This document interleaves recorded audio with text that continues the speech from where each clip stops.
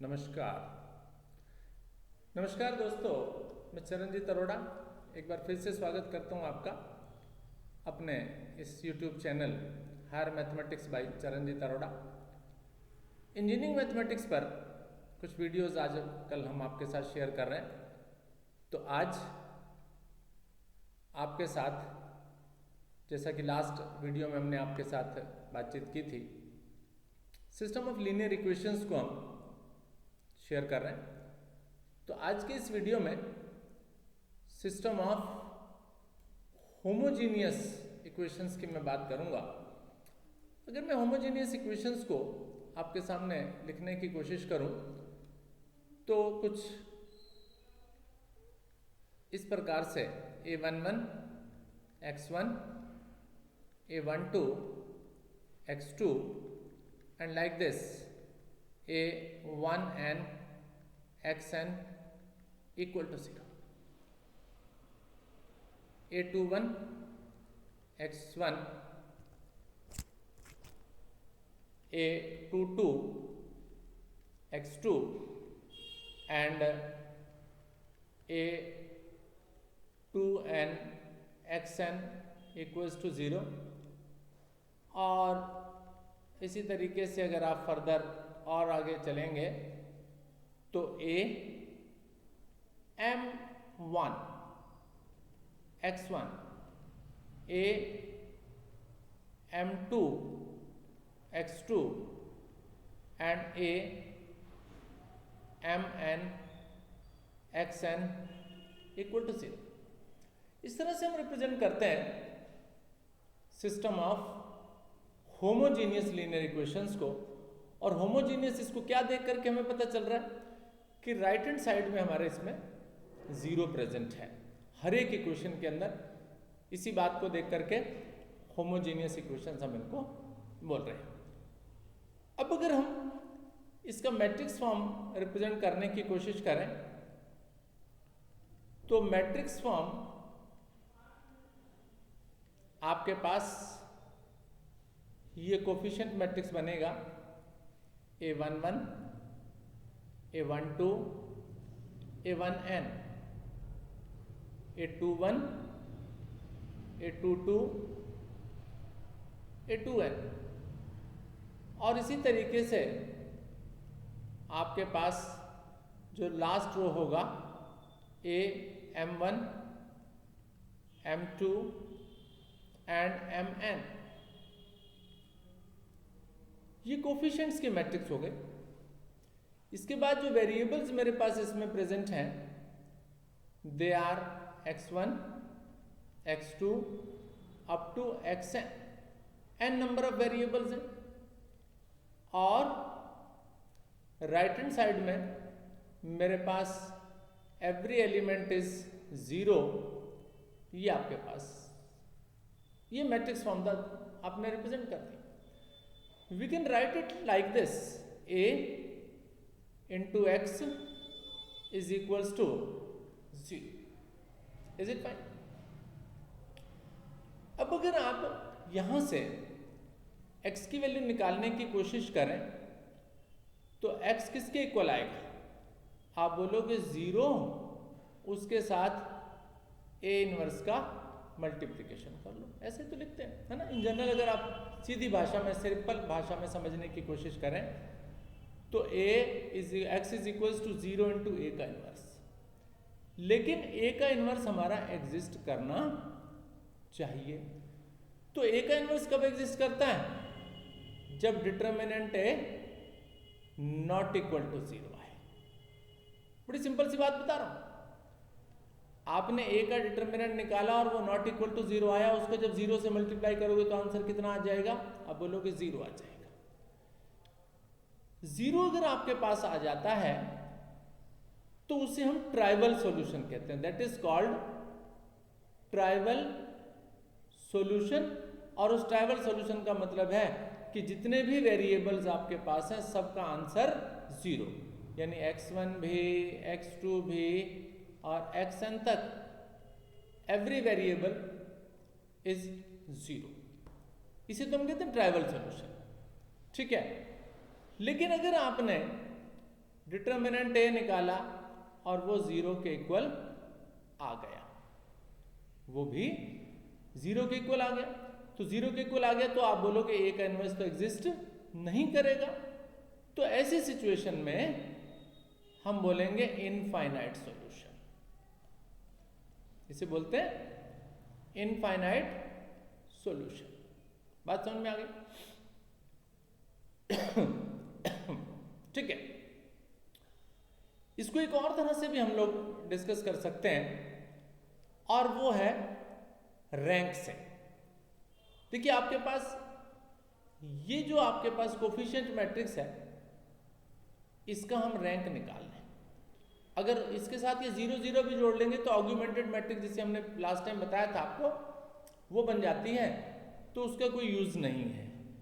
तो अगर आपके पास रैंक किसका, ए का, इक्वल टू एन आ जाता है, इक्वल टू एन आ जाता है, यानी जितने नंबर ऑफ वेरिएबल्स हैं उतना रैंक उसका अगर आपके पास आ जाता है, तो ऐसी सिचुएशन को हम कहते हैं ट्राइवल सॉल्यूशन। ऐसी सिचुएशन को हम कहते हैं ट्राइवल सॉल्यूशन। और ऐसी सिचुएशन में आपके पास ट्राइवल, लेकिन अगर रैंक ऑफ ए जो है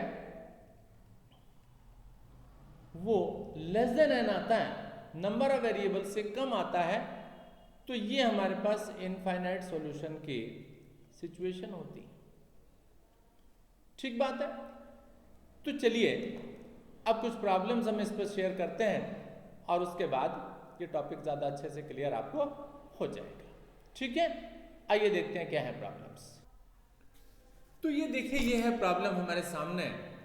इसमें मुझसे पूछा गया determine value lambda so that the equation 2x + y + 2z = 0, x + y + 3z = 0 and 4x + 3y + lambda z = 0 have non-zero solution। Non zero solution का मतलब नॉन ट्राइवल सॉल्यूशन, जिसे हम इनफाइनाइट सॉल्यूशन भी बोलते हैं। तो उसके लिए आइए देखिए हमें क्या करना पड़ेगा। Come to the solution for this. तो देखते हैं, we can write this system of equation in the matrix form. Come to the solution, matrix form, we can write this 2 1 2 1 2 1 1 3 4 3 and lambda. That is something like this. And then x y z equals 0 0 and 0. This is matrix A, this is x equals to 0. Is it fine? तो आइए अब हम इसको क्या करते हैं, या तो इसका डिटर्मिनेंट की बात कीजिए और सॉल्यूशन कैसा मांगा है, नॉन जीरो सॉल्यूशन। तो उसके लिए हम केवल इसी मैट्रिक्स ए को और उसके साथ ये 2 1 4 1 1 3 2 3 लैम्डा इसे कंसीडर कर लेते हैं और इसको थोड़ा सा एलिमेंट्री ऑपरेशंस लगा करके हम सिंप्लीफाई करने की कोशिश करते हैं, रिड्यूस करने की कोशिश करते हैं। फर्स्ट ऑफ ऑल तो ऐसा करो, कॉर्नर पर 1 बनाना है ना टॉप पर, तो इंटरचेंज कर लो, row 1 interchange with row number second, 1 1 3 2 1 2 4 3 and lambda. Better. फिर क्या करते हैं, इस टॉप वाले 1 का यूज करके नीचे वाली इन दो चीजों को 0 बनाते हैं। कैसे बनेगा, row number second converted to row number second में ऐड कर दीजिए -2 times row number first, also row number third converted to row number third में आपने ऐड किया -4 times row number first, right. तो उससे क्या हुआ, अब देखिए फर्स्ट रो को तो आपने कुछ नहीं बोला, इट इज 1 1 3। सेकेंड रो में क्या चेंज किया, फर्स्ट वाली रो में -2 से मल्टीप्लाई किया, इसमें ऐड कर दिया, 0 हो गया। -2 से मल्टीप्लाई करो, इसमें ऐड करो, ये -1 आ गया। -2 से मल्टीप्लाई करो, ये -6 हो गया, इसमें ऐड कर दो तो -4 आपके पास रह गया। -4 से मल्टीप्लाई करो, इसमें ऐड करो, 0 आ गया। -4 से मल्टीप्लाई करो, इसमें ऐड करो, -1 आ गया। -4 से मल्टीप्लाई करो, इसमें ऐड करो लैम्डा -12, करेक्ट। एक बार करने के बाद आपके पास ये सिचुएशन बनी। अब फर्दर और कुछ कर सकते हैं अभी हम, क्या, इसे और इसे माइनस कर लीजिए। Row number third converted to row number third में से माइनस कर लेते हैं रो नंबर सेकेंड। तो देखिए क्या हो गया, ये फर्स्ट रो को आपने कुछ बोला ही नहीं है, सेकेंड को भी कुछ नहीं बोला, और थर्ड में इनको ऐड किया, सब्ट्रैक्ट किया, 0 - 0 0, इट इज 0। लैम्डा -12 में से -4 सब्ट्रैक्ट करेंगे तो दैट गिव्स मी लैम्डा -8। ये मेरे पास मैट्रिक्स आफ्टर एलिमेंट्री ऑपरेशंस, जिसे हम एक्लन फॉर्म कह दिया करते हैं, वो फॉर्म हमने बना लिया। अब अगर आप यहां पर देखें तो ये मैट्रिक्स जो ए कोफिशिएंट मैट्रिक्स था, ये रिड्यूस होने के बाद ये सिचुएशन पर पहुंच गया। आप क्या चाहते हैं, कैसे सॉल्यूशन चाहते हैं, नॉन जीरो सॉल्यूशन चाहते हैं। अब नॉन जीरो सॉल्यूशन अगर आपका होगा तो उसके लिए आपके पास इस मैट्रिक्स का, जो कि 3 × 3 साइज की है, जिसमें 3 वेरिएबल्स थे मेरे पास इक्वेशन में, उसमें रैंक अगर आपके पास 2 आ जाता है तो उस सिचुएशन में क्या हो जाएगा, इसका नॉन जीरो सॉल्यूशन हो जाएगा। तो उसके लिए क्या होना चाहिए, उसके लिए ये जो नीचे वाली पूरी रो है ना, ये 0 बन जाए। 2 एलिमेंट तो 0 बन गए, बाकी बचा कौन, लैम्डा -8।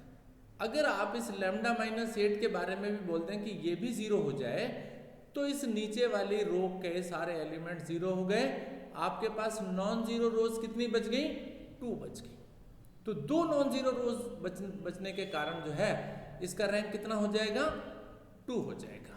और 2 हो जाएगा इसका मतलब जितने नंबर ऑफ वेरिएबल्स हैं कितने हैं, 3 हैं। कौन कौन, x, y और z। तो रैंक आपके पास 2 आ गया, नंबर ऑफ वेरिएबल्स आपके पास 3 हैं, तो इसलिए आपके पास इसका सॉल्यूशन कैसा बनेगा, इनफाइनाइट सॉल्यूशन, जिसे हम नॉन जीरो सॉल्यूशन भी कहते हैं। केवल क्या करना है आपको, लैम्डा -8 को 0 के इक्वल पुट करना है, तो लैम्डा की वैल्यू आपके पास कितनी आ जाएगी, दैट विल बी 8। तो क्वेश्चन यही पूछा था हमारे से कि वैल्यू लैम्डा क्या फाइंड कीजिए जिससे इसके नॉन जीरो सॉल्यूशन हो, तो that is lambda is equals to 8 हमारे पास होगा, तो हमारे पास नॉन जीरो सॉल्यूशन हो गया। तो आइए इस क्वेश्चन को बिल्कुल समझ लिया आपने। एक आध क्वेश्चन और डिस्कशन में करूंगा आपके साथ, सो दैट कि ये टॉपिक बहुत अच्छे से क्लियर हो जाए आपको। तो ये है मेरे पास next problem, determine the value of lambda for which the following system of equations is consistent. अब सिस्टम ऑफ इक्वेशन कैसा दिखाई दे रहा है आपको, होमोजेनियस। कंसिस्टेंट का मतलब है जिसका कुछ सॉल्यूशन हो, और वो सॉल्यूशन आपके पास infinite solution and has non trivial solution. Consistent and non trivial solution. Trivial solution किसे बोला, x, y, z की वैल्यू 0, जबकि नॉन ट्राइवल का मतलब है कि इनफाइनाइट सॉल्यूशन, क्योंकि यहाँ इनफाइनाइट सॉल्यूशन ही बन सकता है। ट्राइवल का मतलब है 0 0 0 और नॉन ट्राइवल का मतलब है इनफाइनाइट सॉल्यूशंस। ठीक है, कहते solve the equation for all values of lambda. Lambda की जो वैल्यूज निकलेंगी ना, लैम्डा की हर वैल्यू के लिए आप इस इक्वेशन को सॉल्व भी करेंगे। चलिए आइए हम इसको फाइंड आउट करते हैं। फर्स्ट ऑफ ऑल हम इसका मैट्रिक्स फॉर्म लिखेंगे आपके सामने। This is the matrix form. अब मैट्रिक्स फॉर्म में आपके पास आपको मालूम है इसे ए बोलते हैं, इसे एक्स बोलते हैं, इज इक्वल्स टू 0। आपको कैसा सॉल्यूशन चाहिए? नॉन ट्राइवल सॉल्यूशन चाहिए। और for non trivial solution this determinant of A should be equal to 0 for non trivial, जिसे हम इनफाइनाइट सॉल्यूशन भी कहते हैं। Determinant of A should be equal to 0, यानी आपके पास ये जो आपको डिटर्मिनेंट गिवन है lambda minus 1, lambda minus 1, 2, 3 lambda plus 1, 4 lambda minus 2, 3 lambda plus 1 and 2 lambda, lambda plus 3 and 3 times lambda minus 1, it should be equal to 0। ठीक है, अब इस डिटर्मिनेंट को हमको सॉल्व करना है और डिटर्मिनेंट को सॉल्व करके इस लैम्डा की टर्म में एक इक्वेशन मेरे पास आ जाएगी। तो आइए थोड़ा सा पहले इसको इजी बना लेते हैं। इजी कैसे बना लेते हैं?